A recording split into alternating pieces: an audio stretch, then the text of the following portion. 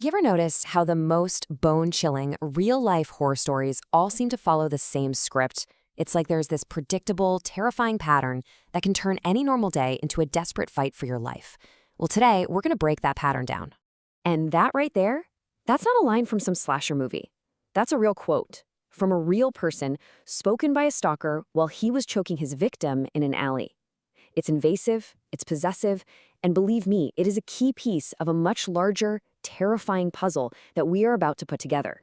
Okay, so we're going to dive into three completely different but terrifyingly similar true stories. We've got a man who's isolated in a motel, a woman being stalked by a guy she met on Tinder, and a solo camper who realizes they're being hunted in the woods. And by breaking them down piece by piece, we're going to uncover the shared anatomy of a real-world threat. So, how does it all begin? You might think it starts with a jump scare, but it almost never does. It actually starts much, much more quietly, with a simple, nagging feeling that something is just off. This is really where it all begins. It's that first critical stage. We all know that little voice in our head, right? That gut feeling we're so often tempted to just ignore, or worse, explain away. And in every single one of our stories, that warning sign showed up long before the real danger did. Just think about this for a second. How bizarre and specific is this warning? The motel clerk just casually drops it, "Hey, if anyone knocks, don't answer it." But that's not standard procedure, is it? It's a huge red flag, but it's disguised as friendly advice. It's hinting that danger isn't just possible here, it's pretty much expected. And then you have the red flags that are, well, not subtle at all. They're basically a screaming siren. In the case of the Tinder stalker, the warning was a direct, terrifying threat. This is a massive signal of possessiveness and control, way before any physical violence even happens. It's a warning that's impossible to misunderstand, but it's so shocking that it's easy to just dismiss it as, oh, he's just talking. And here's the third kind of warning, the ambiguous one.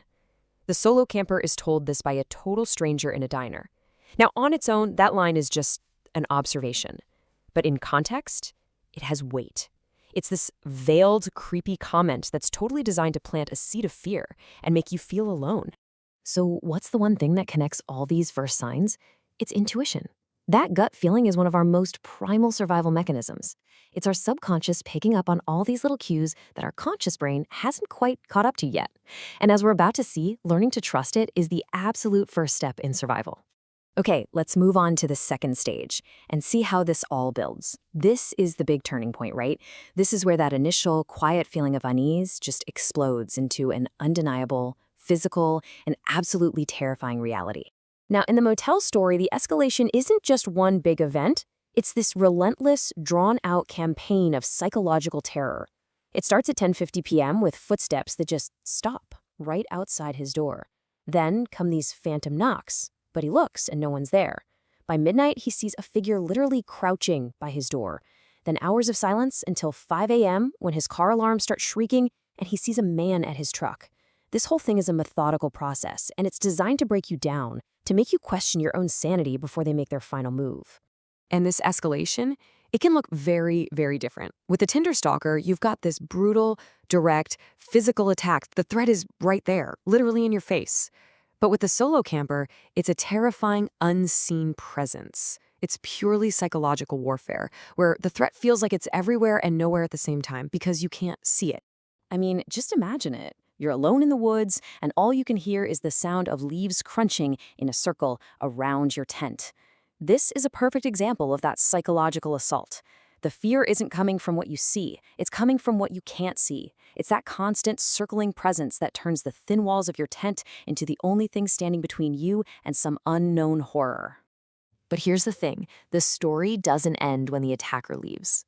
In a lot of ways, that's when the real horror actually begins.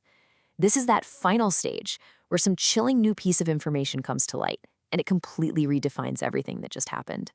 And the implications here are what's truly terrifying. I mean, finding a note under your motel bed with your room number and your license plate on it, that means you weren't some random target. You were researched. The police confirming the stalker's intent to kill, that means that if a bus hadn't been leaving at that exact second, the story would have a totally different, tragic ending. And the vanished campsite, That means it wasn't just one person out there. It was a coordinated group, patient and methodical enough to erase every single one of their tracks. See, in the end, the lasting trauma isn't just from the event itself, it's from this horrifying new context. It's the realization of just how close to death you really were. It's knowing that the threat was premeditated, that it was lethal, and that the person or people involved are still out there. That is the knowledge that truly haunts you. So, after breaking down this pattern of unease, escalation, and this chilling final reveal, what's the big takeaway here? Well, understanding this anatomy of fear isn't just about telling scary stories. It's about recognizing a pattern for survival. Let's just boil this down into 4 simple, actionable steps. Number 1, acknowledge that initial warning. Trust your intuition, please. Number 2, stop rationalizing it away. Don't make excuses for someone's creepy behavior. 3, and this one is so critical, create distance.